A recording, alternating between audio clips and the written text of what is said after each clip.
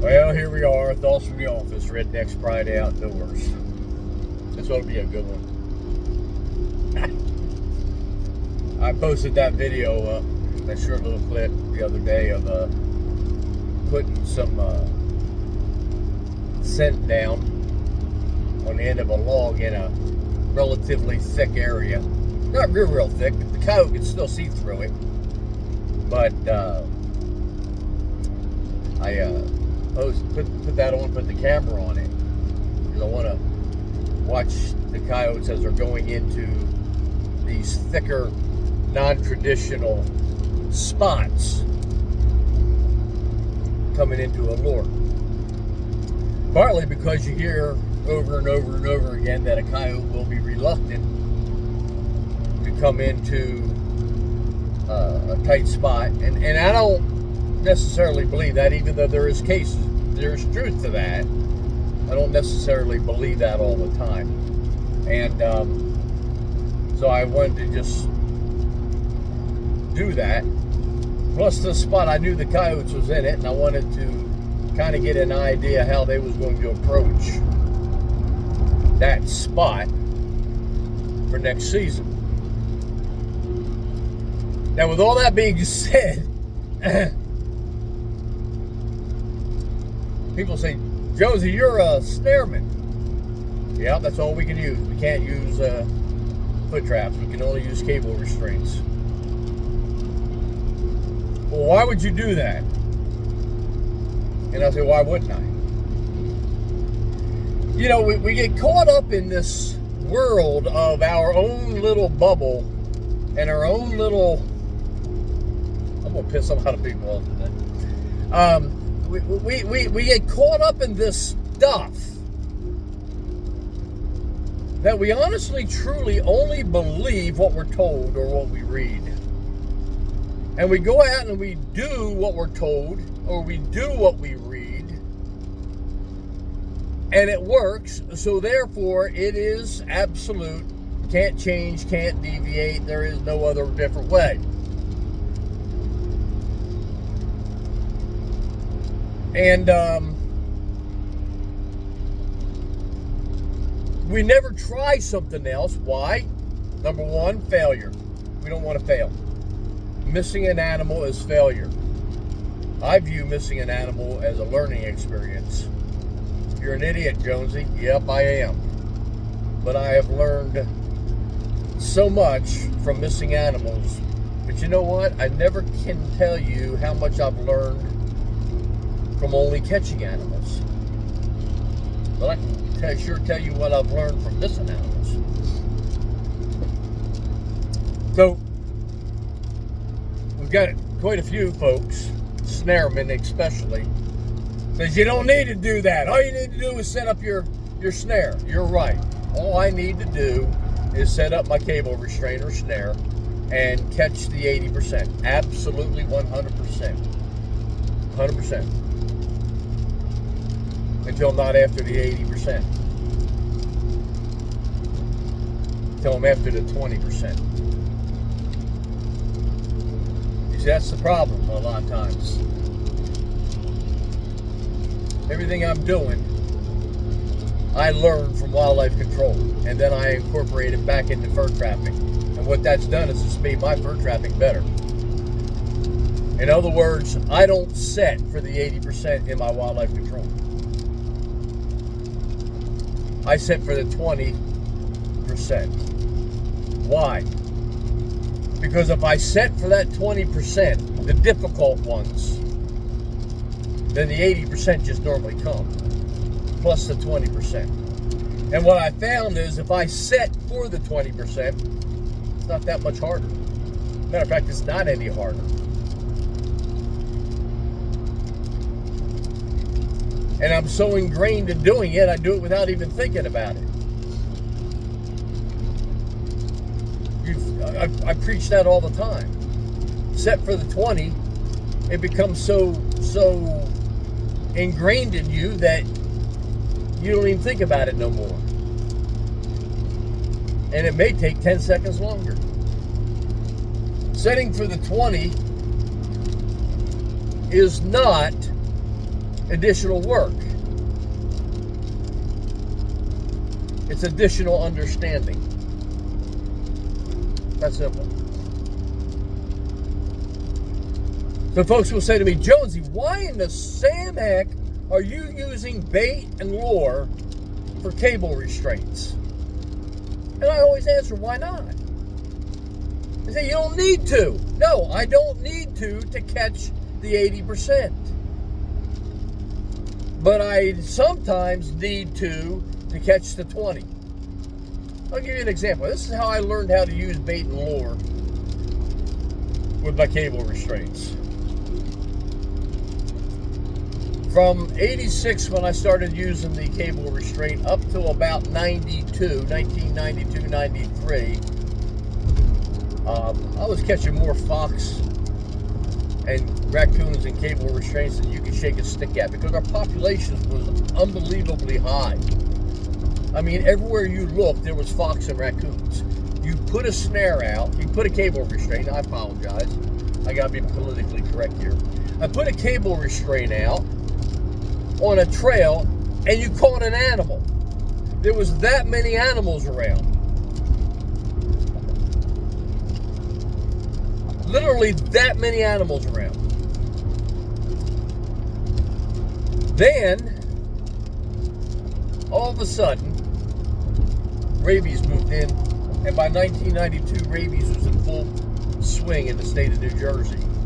And my raccoon population went from astronomically high to almost nothing. The amount of raccoons I was catching, both in wildlife control and fur trapping back in the late 80s and 90, 91 was, if I told you, you would call me a liar, and we'll just leave it at that, but it was X, X, X, X. You figure that out. Foxes. I would go out in a 2-week period, catch 30 to 50 foxes, maintaining 24 to 30 cable restraints. I ain't blowing your smoke. That's what we had. Rabies moved in, and by 1993, 94, there was nothing. Everything was dead from rabies, and it was just nothing. Then the coyotes moved in, and the red fox population dropped even more. Gray fox population dropped off because of rabies and distemper. So fur trapping in the later 90s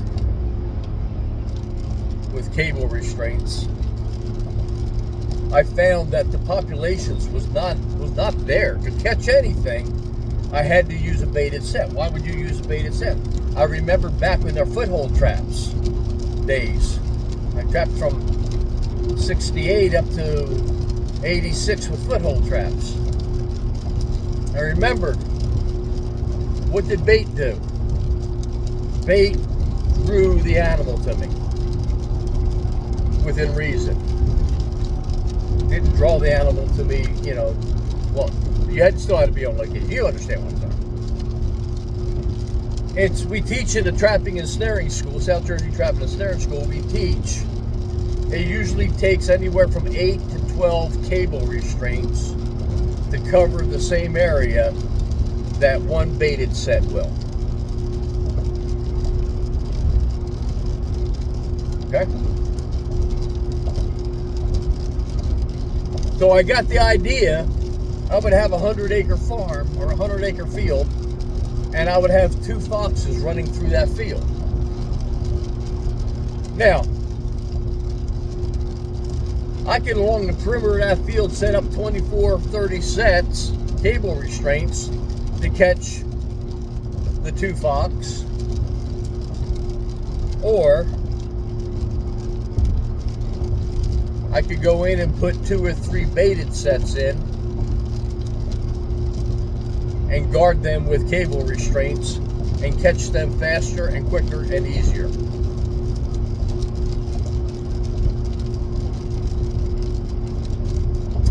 The only thing I had to do was I had to figure out how to set the cable restraint up so that I could consistently make the catch. And I still don't teach that a lot. I dabble in it in the trapping school. On private instructions, I go into more detail. Now, I get a lot of New Jersey boys that say, you don't need to put a baited set in. No, I don't. If I've got a 100-acre field and I can set 20 restraints up around that field and catch 10 fox in a week's time or in 10 days' time, then no, I don't need to have bait or lure. But if I got a 100-acre piece of property and I've only got 2 fox or 3 raccoons, then I've learned how to use baited and scented sets. And they work very well.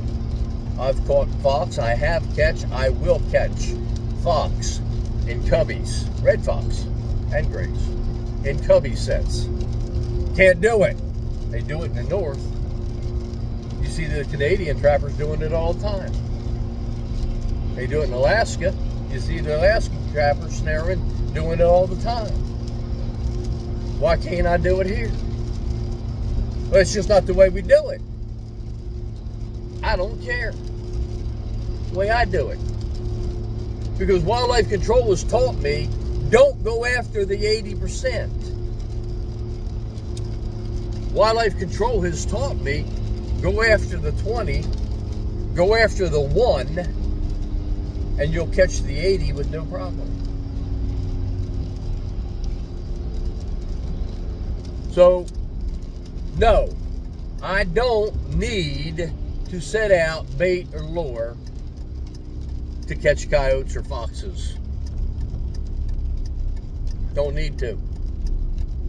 But I do to speed up because I'm a professional.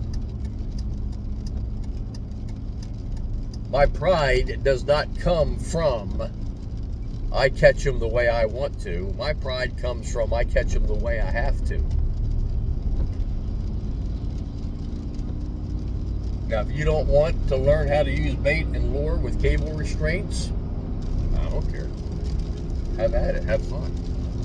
If you've got so many fox and raccoons in your area that you don't need to use bait or lure, then don't. I wouldn't either. But check time is a whole bunch quicker when I only got 2 sets to look at, rather than walk the perimeter of a 100-acre field checking 24 to 30 different cable restraints.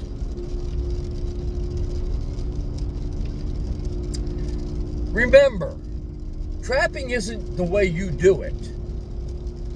Trapping is the way we all do it and become successful with it.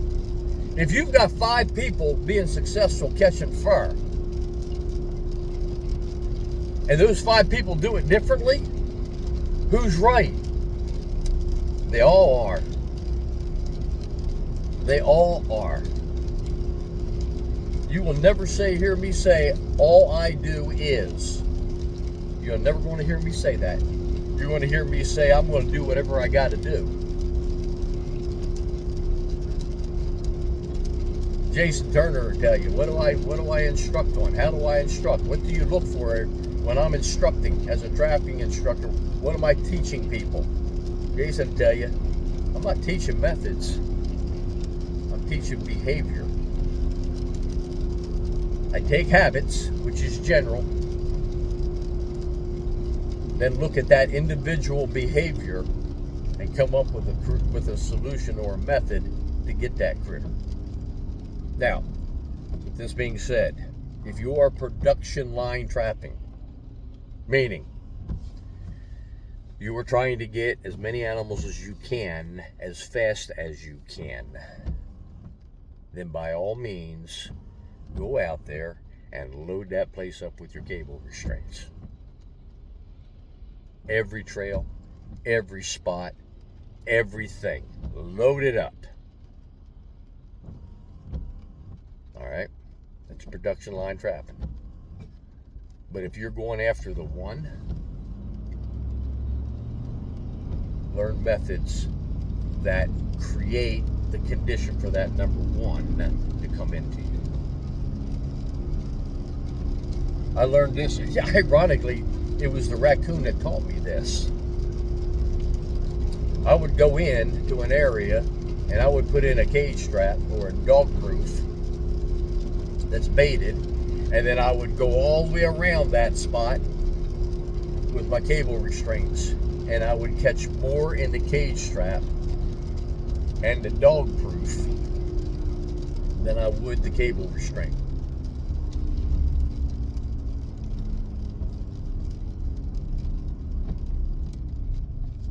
Now I know some of you are going to say that's because I don't know how to trap with a cable restraint. I'll beg to differ with you on that one. But we'll just let that statement go. Somebody might say I'm a little worked up. Yep, I is. I'm a professional trapper. I earn my living off of wildlife control. I earn my living off of catching critters. I earn my living from catching critters. That ain't boastful. That ain't proud. That's fact. I ain't the best trapper out there. I ain't the world's best trapper. I ain't the world's best teacher. But I do earn my living from catching critters. So, for those of you who say I'm a little bit wired, yes I am. I apologize. For those of you who are buttholes, my old nature wants me to say something, but God's telling me not to, so I'll just refrain from it. See y'all later. Thoughts from the office, Redneck's Pride Outdoors.